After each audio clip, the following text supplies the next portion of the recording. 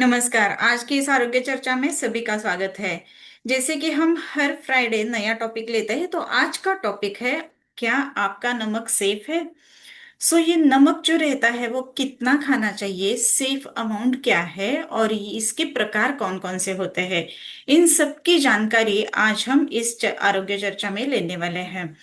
ये जो नमक है, ये इसके टाइप्स और इसके गुणधर्म कौन कौन से होते हैं। ये सेशन जो है वो क्रिएटिंग अवेयरनेस के लिए है, सेल्फ मेडिकेशन एडवाइजेबल नहीं है, ये मैं एक बार ध्यान से आपको बताना चाहती हूँ। सब जो लवण रहते हैं, कोई भी लवण यानी सॉल्ट जो रहता है उसके गुणधर्म क्या होते हैं। तो विशंधि लवणम सर्वम सूक्ष्मम सृष्टमूलम मृदु वातग्नम पाकी तीक्ष्णोष्णम रोचनम कफ पित्त पुण्य। इसका अर्थ क्या है ये अगर देखेंगे हम, तो इसमें अगर बेसिकली लवण जो रहते हैं ना, वो विषंदी यानी अभिषंद उत्पन्न करने वाले होते हैं। अभिषंद उत्पन्न करना है यानी शरीर में क्लेद उत्पन्न करना, इसका मतलब है पानी रोक के रखते हैं, इसी के कारण सूजन बढ़ जाती है। अभिषंद इसका मतलब है कि सूजन बढ़ाना, ये काम ये लवण करते हैं। सूक्ष्म है सृष्ट मल, ऐसे है। सूक्ष्म इसका मतलब है कि ये सूक्ष्म स्रोतस में जाते हैं, सूक्ष्म गामित्व है इसका। मेडिसिन के साथ में ये नमक या फिर मेडिसिन जो रहता है उसके साथ में जाता है, तो अलग अलग स्रोतस के अंदर जाके घुस के काम करने का इसका तरीका है।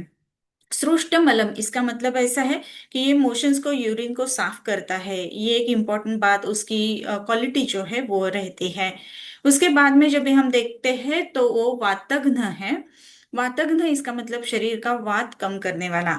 बहुत बार आपने सुना रहेगा कि अगर सूजन है तो वो मीठ यानी जो सॉल्ट रहता है उसकी पोटली बना के अगर सेकते हैं तो बहुत अच्छे से सूजन कम आ जाती है। इसी पद्धति से ये सूजन के लिए भी काम करता है। उसका अगला गुणधर्म है पाकी, यानी वो अपनी भूख बढ़ाने के लिए बहुत ही मेहनत यानी बहुत ही मददगार होता है। ये भी उसका एक इम्पोर्टेंट क्वालिटी है कि ये जो नमक हम लेते हैं वो डाइजेशन के लिए हेल्प करता है। तीक्ष्णोष्ण इसका मतलब ऐसा है कि इसका जो स्वरूप है वो तीक्ष्ण है, उष्ण है, शरीर में लेते ही वो ये दाह वगैरह ये काम करता है।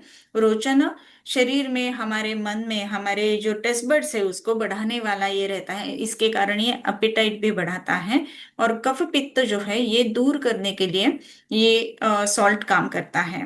अगर थोड़क्यात हम देखते हैं तो ये क्या क्या करता है, तो ये वेटनेस शरीर का बढ़ाता है, सूक्ष्म है, सूक्ष्म स्रोतोगामी है, मोशंस रेगुलराइज करने के लिए मदद करता है, वात कम करने के लिए मदद करता है, डाइजेशन के लिए मदद करता है, भेदन है, उसके साथ में ही वो अपेटाइट बढ़ाता है, और कफ पित्त जो है वो इंक्रीज करता, जो इंक्रीज हुए रहते हैं उनको कम करता है, ऐसे कहा गया है। ये कफ पित्त ऐसा है। सॉल्ट के फंक्शंस क्या क्या रहते हैं, सॉल्ट लेना ही क्यों है, ये एक महत्वपूर्ण बात है। जब भी हम कोई भी सॉल्ट देखते हैं तो लवण स्तंभ संघात बंध विद्मापनोग्निकृत स्नेहन स्वेदन तीक्ष्ण रोचन छेद भेदकृत, ऐसे कहा गया है। लवण रस जो है तो वो स्तंभ संघात, यानी कोई भी संघात है वो जो स्तंभ है वो करने वाला है। स्तंभ और संघात जो है इसके लिए ये लवण जो है वो कार्य करता है। बंध विद्मापन अग्निकृत, स्तंभ उत्पन्न करने वाला है, संघात उत्पन्न करना है। बंध जो है वो इसके कारण हो जाता है। विद्मापन यानी जो अग्नि जो है उसका डाइजेशन बढ़ाने वाला, अग्नि का जो डाइजेस्टिव कैपेसिटी है वो बढ़ाने वाला है। स्नेहन स्वेदन तीक्ष्णो रोचन छेद भेद कृत, रोचन ये हमारे टेस्ट बड्स को अच्छी तरीके से काम करने के लिए उद्युक्त करने वाला है, और भेदन यानी मल का सफाई करने वाला है। ये सॉल्ट के जो है वो फंक्शंस हैं। और ऐसे कहा जाता है कि बाकी सब बहुत अच्छा खाना बनाया, लेकिन उसमें अगर सॉल्ट नहीं डाला है तो किसी में भी रुचि नहीं लगती है। इसी के लिए ये रुचिप्रद है, ये हमेशा से ध्यान में रखना चाहिए। ये जो सॉल्ट है इसके अलग अलग टाइप्स रहते हैं। ये टाइप्स कौन कौन से हैं, तो इसमें सेंधव है। उसके बाद में उसके बहुत सारे प्रकार रहते हैं, जो सेंधव है, सौवर्चल है, अलग अलग पद्धति के इसमें लवण रहता है। इसके जो सेंधव है यानी जो सेंधा नमक जिसको कहा जाता है, इसके गुणधर्म कौन कौन से रहते हैं। सेंधा नमक जो है वो स्वादु, बाकी जो सब लवण रहते हैं, वो लवण रस के होते हुए भी सेंधव जो है वो सस्वादु ऐसे कहा गया है। इसका मतलब है कि उसमें थोड़ा सा मधुर अनुरस रहता है। ये एक ही लवण है जो वृक्ष है, बाकी के जो लवण रहते हैं वो जो वृक्षत्व कम करने के लिए काम करते हैं, लेकिन ये सेंधव जो है वो वृक्ष है। ये रुद्र है, हृदय के लिए हितकर है, और तीनों दोषों को ये नष्ट करने वाला है। जब भी हम ये तीनों दोषों को नष्ट करने वाला है ये देखते हैं, तो उसमें शरीर में वात पित्त कफ इसका बैलेंसिंग करने वाला ये सिंधाव नमक है। लघु अनुष्ण ऐसे कहा गया है। यह हल्का है हजम होने के लिए, ये ज्यादा उष्ण नहीं रहता है। और पथ्यम अविदाही अग्निदीपनम, ये अग्नि का दीपन करता है और ये पथ्यकर है। सो जिस जिस पेशेंट्स में हाई बीपी है, या फिर जिनको इडिमा है, या फिर किडनी डिसऑर्डर्स है, सो उन पेशेंट्स में हमेशा अगर सॉल्ट लेना है तो अर्थात रेस्ट्रिक्शन ही रहना चाहिए, लेकिन सॉल्ट लेना है तो सेंधा नमक अगर लिया जाता है तो वो आपके लिए हितकर हो सकता है इन लिमिटेड क्वांटिटीज, ये हमेशा ध्यान में रखना है। सो ये सेंधा नमक जो है वो सब नमक से अच्छा है। सो इसी के लिए इसको नित्य सेवन भी कर सकते हैं हम। सो इसके बाद में जो नमक आता है वो है सौवर्चल नमक, जिसको हम सॉल्ट सौवर्चल सॉल्ट ऐसा बोलते हैं। सो ये जो सौवर्चल है इसका एक सुगंध रहता है, जो जनरली पानी पूरे में यूज किया जाता है वो है सौवर्चल नमक। सो ये भी रुद्र है। सुगंधी उद्गार शोधनम, ये सुगंधी है और इसका एक टिपिकल गंध आता है। और ये उद्गार शोधनम, इसका मतलब ऐसा है कि जिसको बहुत ज्यादा डकार आते हैं उसके लिए सोवरचल नमक जो है वो काफी इंपॉर्टेंट रहता है। डकार कम करने वाला रहता है।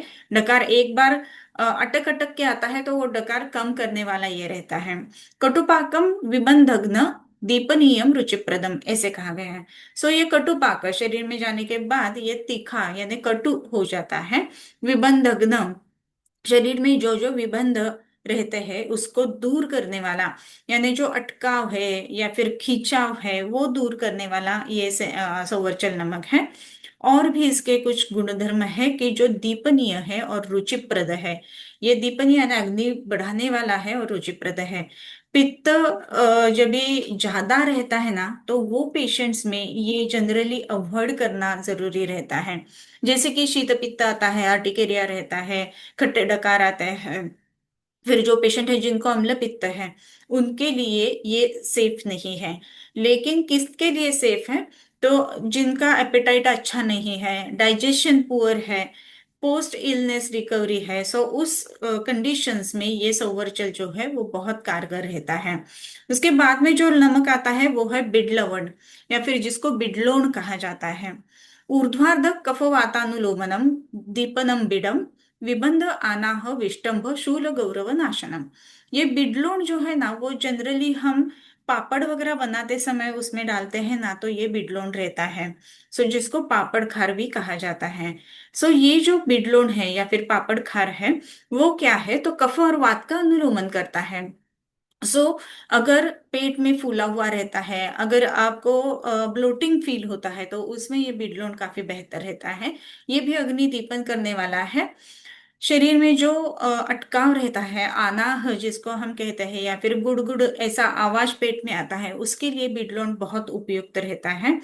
जिसमें पेन है ज्यादा उसमें भी ये बिडलोन काफी ये पेन कम करने के लिए काम करता है।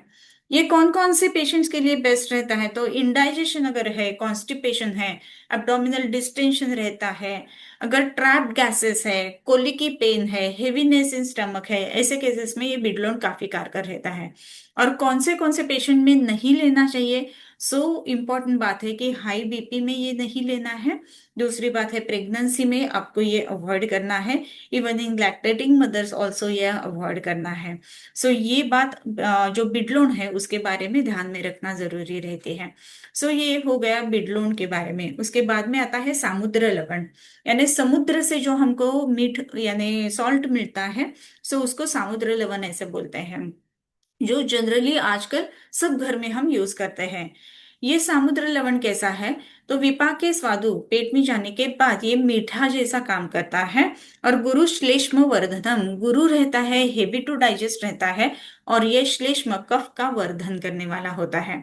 ये किन पेशेंट्स में अच्छा है? सो जिनको इनडाइजेशन के इश्यूज है, जिनको कॉलिकी पेन है, एब्डोमिनल पेन रहता है, उसमें ये बहुत अच्छा काम करता है। जैसे कि मैंने शुरुआत में ही कहा कि सिंधव जैसे रहता है ना, वैसे ही ये समुद्र लवण जो रहता है, जो सॉल्ट, सी सॉल्ट हम जिसको बोल सकते हैं, सॉल्ट पेन से जो निकलता है, सो उसका पोटली बना के अगर सेकते हैं तो सूजन का नाम कम आने के लिए भी ये बहुत मदद करता है। सो ये इसका एक प्रमुख उपयोग है समुद्र लवण का, ये ध्यान में रखना है। लेकिन ये समुद्र लवण जो रहता है ना, ये ज्यादा पानी पकड़ने वाला रहता है। सो जो पेशेंट्स में सूजन आती है उनको एक्सटर्नली फोमेंटेशन के लिए उपयुक्त है, लेकिन इंटरनल अगर देते हो तो इसमें इनकी सूजन बढ़ने की संभावना रहती है। तो इसके लिए अगर आपको सूजन है, अगर पैरों के ऊपर सूजन है, तो ये सेंधा जो सी सॉल्ट जिसको हम कहते हैं, या फिर जो समुद्र लवण जो है, वो आपको अवॉइड करना चाहिए। हाई बीपी है तो अवॉइड करना है, किडनी डिसीजेस में नहीं देना है, इडिमेटस कंडीशंस में नहीं देना है, ये हमेशा ध्यान में रखना है। फिर जो आता है वो उद्भिद लवण है। सो ये उद्भिद लवण का प्रकार जो है वो कोई भी, अगर आप आयुर्वेदिक डॉक शॉप्स रहते हैं उधर जाएंगे तो आपको जरूर मिलता है। सेंधव, सवर्चल और सामुद्र, ये तो कॉमनली बहुत सारे ग्रोसरी शॉप्स में भी मिल जाते हैं। ये उद्भिद लवण थोड़ा सा तीक्ष्ण रहता है, उत्क्लेद निर्माण करने वाला रहता है। सो ये कोल्ड है, स्टिफनेस है, जॉइंट पेन है, स्लगिश सर्कुलेशन है, उसमें एक्सटर्नल एप्लीकेशन के लिए या फिर फोमेंटेशन के लिए बहुत उपयुक्त है। लेकिन ये भी हाई बीपी और किडनी डिसीजेस और इडिमेटस कंडीशन में नहीं देना चाहिए। जो काला नमक बोलते हैं वो सोवर्चल के अनुसार ही रहता है, जिसको मिनरल सॉल्ट भी आजकल कहा जाता है। ये जो काला नमक है, इसके गुणधर्म सोवर्चल के जैसे ही है, लेकिन इसको गंध नहीं रहता है। ये काला नमक, या फिर जिसको मिनरल सॉल्ट ऐसे कहा जाता है, ये है। अभी सोवर्चल जैसे गुण है इसके, इसके लिए ये जो है वो उपयुक्त है सोवर्चल जैसा। सो ये ध्यान में रखना है। कभी कभी कैसे हो जाता है कि पूरा सॉल्ट रिस्ट्रिक्शन कहा जाता है। टिपिकली अगर गर्भिणी माता है तो उसमें 9 मंथ में, 8 मंथ में अगर बीपी बढ़ा हुआ है, डिमा बढ़ा हुआ है, तो पूरा सॉल्ट रेस्ट्रिक्शन करना चाहिए, ऐसे कहा जाता है। ऐसे केसेस में ये कोई भी जो लवण है ना वो सेफ नहीं है। अगर ये लवण सेफ नहीं है तो क्या करना है? फिर विदाउट टेस्ट वाला खाना भी तो नहीं खा सकते हैं, लेकिन खाना जरूरी है क्योंकि बच्चे का वेट बढ़ना जरूरी रहता है। कई कभी कभी ऐसे भी पेशेंट्स रहते हैं कि जिनको किडनी फेल्योर है, रीनल फेल्योर है, ऐसे जो केसेस रहते हैं उनमें भी सॉल्ट पूरा बंद किया जाता है। सो टेस्ट खाने में कैसे ले, ये एक इम्पॉर्टेंट बात है। सो इसमें कुछ वनस्पति जो रहते हैं ना, कि जो लवण रस के रहते हैं वो हम यूज कर सकते हैं। सो अगर कोई भी सब्जी आपको बनानी है तो उसमें अगर आप ये दोनों वनस्पति रहते हैं, जिसको समुद्री मेथी बोला जाता है या फिर मोरस बोला जाता है, ये जो समुद्री मेथी है वो थोड़ा दूसरे कोई भी आप वेजिटेबल बना रहे हो तो उसमें अगर डालते हो तो नमक का थोड़ा स्वाद उसमें आ जाता है और खाने में स्वाद लगता है।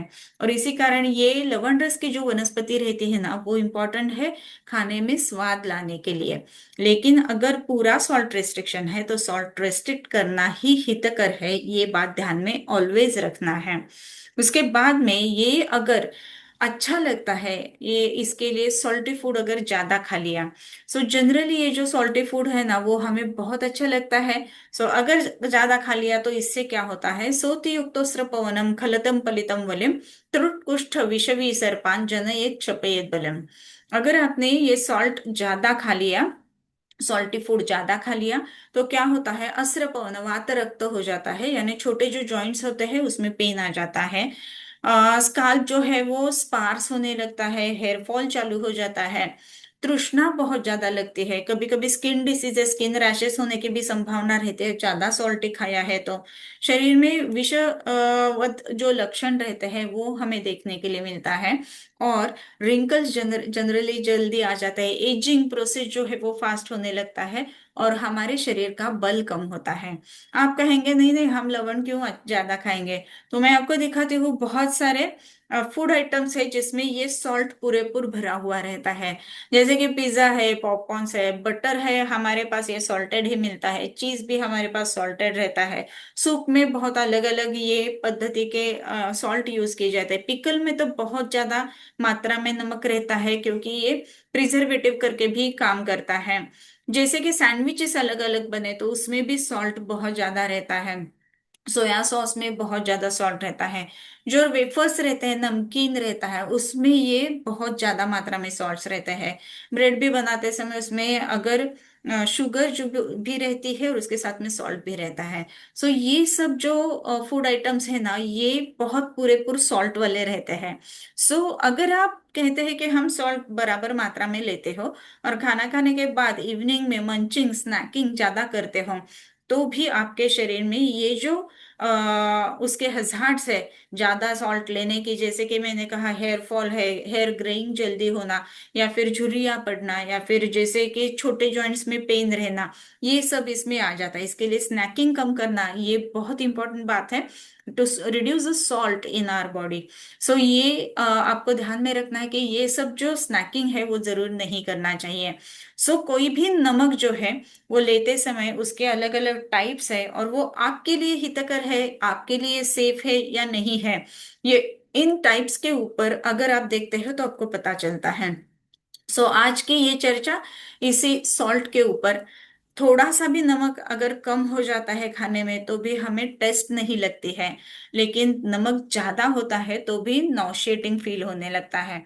सो इतनी महत्वपूर्ण मात्रा है नमक की जो हमें हमारे खाने में लेनी चाहिए। लेकिन कुछ जो डिसीज है जैसे कि किडनी के डिसीजेस है, हाई बीपी के डिसीजेस है, या फिर इडिमा जिधर जिधर आता है, शोथ आता है, शरीर में सूजन हो जाती है, जकड़ाहट हो जाते हैं, तो ऐसे केसेस में आपको सॉल्ट रिस्ट्रिक्ट करना ही बहुत इंपॉर्टेंट है। सो ये अलग अलग टाइप्स हमें जरूर पता होने चाहिए। मार्केट में भी ये अवेलेबल है और अपना जो एम है उसके हिसाब से आपको ये सॉल्ट्स कंज्यूम करने चाहिए। सो आज के आरोग्य चर्चा में इधर ही रुकते हैं, तब तक के लिए नमस्ते।